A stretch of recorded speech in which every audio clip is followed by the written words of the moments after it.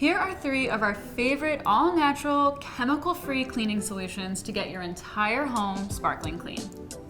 For an all-purpose cleaner that can be spritzed on everything from kitchen counters to furniture, mix up this homemade solution that works on most surfaces except for glass. Add your favorite essential oil to give it a custom scent. In a 16-ounce spray bottle, combine 3/4 cup water, 1/4 cup rubbing alcohol, about 5 to 10 drops of essential oils, and 1 squirt of natural dish soap. Shake well, spritz onto the surface, and then wipe with a microfiber cloth. For greasy messes, like the stovetop after you've cooked a big meal, mix up this fresh lemon degreaser. It works on most surfaces around the home, except for wood and natural stone. In a 24-ounce spray bottle, combine 2 cups water, 2 tablespoons lemon juice, a half teaspoon Dr. Bronner's Castile soap, and 1 tablespoon baking soda. Then shake well to combine.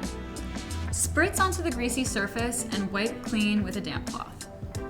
To get windows and other glass surfaces clean and streak-free, whip up this homemade glass cleaner using supplies you likely already have on hand.